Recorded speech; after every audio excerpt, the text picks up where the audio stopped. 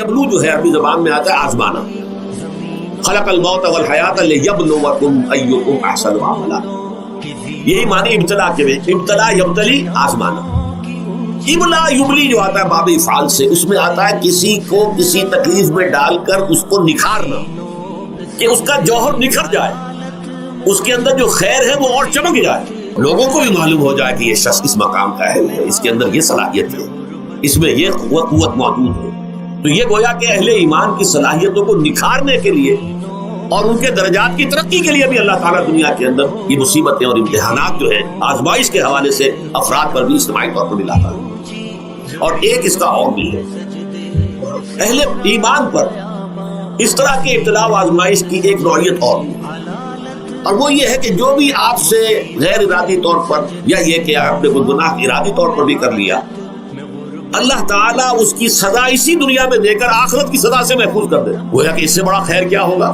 یہاں کی سزا کیا ہے, جھیل لیا آپ نے, بخار آ گیا, ٹانگ ٹوٹ گئی, چلیے 3 مہینے آپ بستر پر پڑے رہنا, اور کیا ہوا کچھ نہیں. لیکن یہ کیا آخرت کی سزا ملتی ہے, بہت عظیم.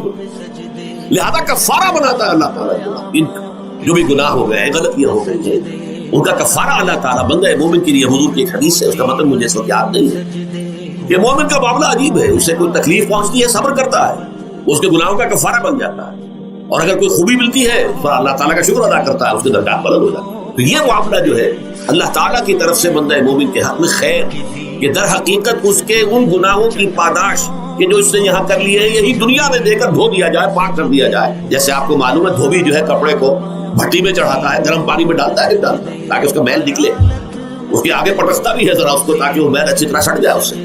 اسی طرح اگر دنیا میں ہمارے میل چھٹ جائیں, دنیا میں اگر ہمارے گناہ دھل جائیں, تو یہ بڑے نفع کا سودا ہے, بڑے نفع کا سودا ہے, بڑے نفع کا سودا ہے. اس اعتبار سے آپ غور کیجئے کہ اگر یہ حقائق ہمارے سامنے رہے تو کیا کوئی تکلیف دنیا کی ہمیں بھاری محسوس ہوگی. ہمیں تو بتایا یہ گیا ہے کہ عسیٰ ان تکرہوا شیئا وہو خیر لکم وعسیٰ ان تحبوا شیئا وہو شر لکم واللہ یعلم وانتم لا تعلمون. ہو سکتا ہے کہ تم کسی چیز کو ناپسند کرو, ذرا آنے کہ اسی میں تمہارے لیے خیر ہے, تمہیں نہیں پتا. اور ہو سکتا ہے تم کسی چیز کو پسند کرو, ذرا آنے کہ اس میں تمہارا شر ہے, لیکن تمہیں نہیں معلوم. اللہ یعلم وانتم لا تعلمون, اللہ جانتا ہے تم نہیں جانتے. اس حوالے سے سبردم بے تو مایا خیشا بدانی حساب کم و بیشا. اے اللہ, اس کو کہتے ہیں تفویض. یہ سورہ تغابن کے 10ویں تمام مضامین تفصیل سے آتے ہیں کہ ایمان کے جو باطنی ثمرات ہیں اس میں سب سے پہلے مقام رضا ہے, پھر تفویض, توکل ہے. آپ محنت کر رہے ہیں, محنت کر رہے ہیں, محنت کر رہے ہیں, نتیجہ نہیں نکلا. ایک نتیجہ یہ نکلے, ایک بچے نے بہت محنت کی, دن رات کام کیا, فیل ہو گیا کام.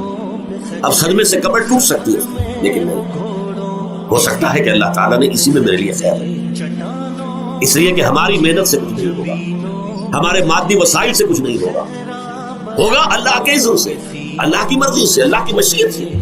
یہ ہمارے لیے خاص طور پر اس اعتبار سے بہت اہم نکتہ ہے. ہم سب راہ حق کے مسافر ہیں, اپنے اپنے بس پڑتے محنت کر رہے ہیں, وقت بھی صرف کر رہے ہیں, مال بھی صرف کر رہے ہیں, محنت کر رہے ہیں, مشقت کر رہے ہیں. لیکن فرض کیجئے جیسا کہ ہے, پھر واقع فرض کیا کیجئے, وہ تو واقع سامنے کی بات ہے, نتائج نکلتے نظر نہیں آ رہے, قدم نہیں بڑھ رہے, ہماری طرف لوگوں کا رجوع عام نہیں ہے. ٹھیک ہے, اس پر قطعاً بدل ہونے کی بات ہے, یہ اللہ تعالیٰ کی مشیت میں ہوگا, جب وہ چاہے گا تب ہوگا. ہمارا کام یہ کہ اپنا فرض ادا کیے چلیں بس, اور نتیجے سے بالکل ذہن کو اپنے منقطع کر لیں, ذہن کا کوئی تعلق آپ کے نتیجے کے ساتھ نہ رہے. یہ جب تک کیفیت ہماری نہیں ہوگی, ہم اس راہ پر استقامت اور مدام اس پر محنت اور جد و جہد کرنا جو ہے وہ ہمارے لیے ممکن نہیں رہے. اس کے لیے میں اگر آپ کے سامنے رکھوں معاملہ کہ حضور صلی اللہ علیہ وسلم کے جو پہلے 10 برس ہیں, جب سے آپ کو آغاز ہوا ہے وحی کا, اس کے بعد سے پہلے 10 برس دن رات کی محنت, شدید مشقت, یہاں تک کہ اللہ بھی روک رہا ہے, نبی آپ اپنے آپ کو ہلاک کر لیں گے, لعلک باخع نفسک اللہ یکونوا مؤمنین. کیا آپ اپنے آپ کو صدمے میں ہلاک کر لیں گے, یہ مان نہیں لا رہے, اس قدر صدمہ. لیکن اس کے ساتھ یہ ہے کہ یہ نہیں ہے, یہ نتیجہ نہیں نکل رہا تو کام چھوڑ کے بیٹھ جاتے ہیں. نتیجہ نہ نکلے تو حضرت نوح علیہ السلام کی عمر بھی اگر حضور کی ہوتی 950 برس میں حضور دعوت دیتے تھے, آپ کا کام تھا, آپ کا فرض تھا. حضرت نوح علیہ السلام بھی تو آخر اللہ کے ایک بندے تھے، اللہ کے رسول تھے، 950 برس تک دعوت دی۔ وَلَبِثَ فِيهِمْ أَلْفَ سَنَةٍ إِلَّا 50 عاما، یہ تو ہم مانتے ہی نا، اگر قرآن کے اندر نص قطعی صحیح الفاظ نہ ہوتے کہ 950 برس تک، ورنہ یہ بات سمجھ سے باہر آتا ہے۔ عام طور پر معلوم ہوتا ہے کہ اس دور میں ابھی عمر زیادہ تھی لوگ۔ بہرحال جو میں نے عرض کیا تھا کہ دکھ جس سے انسان متاثر ہوتا ہے اس کی ایک قسم وہ ہے کہ جو ہمارے ارادہ اور اختیار سے باہر، اللہ کی مشیت سے، اللہ کے اذن سے، اللہ کی مرضی سے آتا ہے، اس کے لیے ہمارا کام صرف برداشت ہے۔ جو شے بھی ہمیں برداشت کی صلاحیت ادا کر دے وہی اس کا علاج ہے۔ جیسے آپ کو معلوم ہے کہ بخار بہت تیز چڑھا ہوا ہے، اس کی دوا نہیں ہے اسپرین یا کوئی اور پیراسیٹامول، بخار کی شدت کو کم، وہ کوئی علاج نہیں ہے۔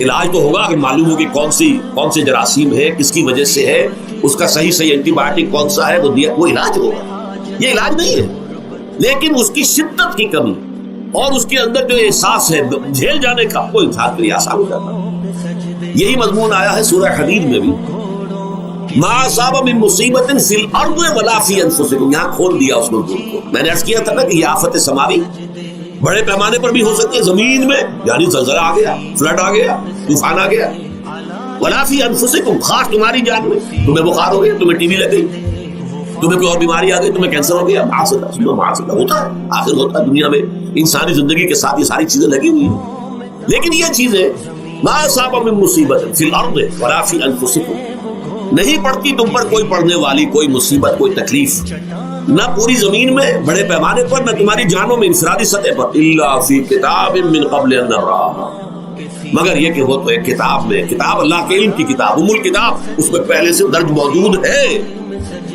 یہ الرٹ اپ نہیں ہو گیا، یہ اچانک نہیں ہو گیا۔ آپ اچانک سمجھتے ہیں کہ صاحب میں تو جا رہا تھا، اچانک ٹرک نے آ کے مجھے دھکا مار دیا۔ اچانک کوئی شے یہاں نہیں ہوتی، اس کائنات میں پتہ تک نہیں ہلتا جب تک اس نے رب نہ ہو۔ اچانک کا کیا سوال؟ در حقیقت جو ہوتا ہے وہ اللہ تعالیٰ کے علم میں پہلے سے ہے، علم کامل، ما کان وما یکون، جو کچھ ہوا ہے، جو کچھ ہوگا، مستقبل، ماضی، کل کا کل، آنے واحد میں اللہ کے علم میں موجود ہے۔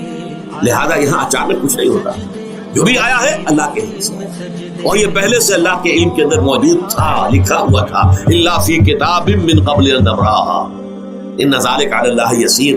یہ تمہیں تو مشکل نظر آئے گا لیکن اللہ پر بڑا آسان ہے، اللہ کا علم کامل، ما کانا ما یکون کو آگی ہے، لکہ لا تاسوا علی ما فاتکم، تاکہ تم افسوس نہ کیا کرو ان چیزوں پر جو تم سے چھوٹ جائیں، جاتی رہے، چھن جائیں۔ کوئی موقع تھا ہاتھ سے نکل گیا، کوئی دولت تھی اس پر ڈاکہ پڑ گیا، کوئی اور مصیبت ہے وہ آ گئی، کوئی عزیز فوت ہو گیا، اکلوتا بیٹا تھا فوت ہو گیا، وغیرہ وغیرہ۔ ما فاتکم، فات سے ہی فوتیدگی ہے نا، جو شے بھی نکل جائے، چلی جائے، ہاتھ سے جاتی رہے، چاہے وہ کوئی آپ کا عزیز تھا جو فوت ہو گیا تو آپ کے ہاتھ سے نکل گیا، یا کوئی مال تھا جو آپ کے قبضے سے نکل گیا، ڈاکہ پڑ گیا، چوری ہو گئی، نقصان ہو گیا کاروبار میں بہت بڑا، اس پر افسوس نہ کیا۔ اگر افسوس کرو گے تو اس کا مطلب کیا ہوگا کہ تمہیں اللہ پر اعتماد نہیں ہے، یا تم سمجھتے ہو کہ اللہ کے سوا بھی کوئی ہے جو یہ کام کر سکتا ہے۔ کائنات میں تو ایک ہی کی مرضی چلتی ہے، وہ ہے اللہ۔ لہذا اگرچہ وہ کسی کے ذریعے سے تکلیف آپ کو پہنچی ہے، کسی نے آپ کو پتھر مارا ہے، وہ پتھر ہو سکتا ہے آپ کو نہ لگتا، لگ گیا ہے تو اللہ کے فیصلے سے لگا ہے، اس کا باپ بھی نہیں پتھر مار سکتا آپ کو اگر اللہ کا اذن نہ ہو۔ لہذا آپ پتھر مارنے والے کو بھی مجرم سمجھیے، ٹھیک ہے، اس سے بھی قصاص لینے کا آپ کو حق ہے، لیکن یہ جان لیجیے کہ جو آیا ہے پتھر وہ اذن رب سے آیا۔ اب ظاہر بات ہے کہ اگر یہ کیفیت ہوگی تو غصہ اتنا نہیں ہوگا اس شخص پر کہ جس نے یہ کام کیا، بلکہ ہو سکتا ہے آدمی مسکرا کے رہ جائے، جیسے کہ وہ میں واقعہ سناتا رہا ہوں اپنے دروس میں کہ ایک درویش ملک صاحب بھی جا رہا تھا، جو رب کرے سو ہو، جو رب کرے سو ہو، جو رب کرے سو ہو۔ کسی شخص نے پتھر اٹھا کر دے مارا، اس کے سر پہ لگ گیا، اس نے پیچھے پکڑ کر دیکھا کس نے مارا، اس نے مجھے کیا دیکھتے ہو، جو رب کرے سو ہو، یہ تو رب کے مارے۔ اس نے کہا مجھے تو یہ پتھر رب کے مارے ہی لگا ہے، لیکن میں دیکھ یہ رہا تھا بیچ میں کس کا منہ کالا ہو گیا، اپنے لیے کس نے ایک گناہ کما لیا، اپنے لیے کس نے ایک مصیبت جو ہے وہ مول لے لی، وہ بیچ میں تم آ گئے ہو، پتھر اللہ کی طرف سے آیا، لیکن اس کا عذاب، اس کا وبال تم پر۔ میں تپتی زمینوں پہ سجدے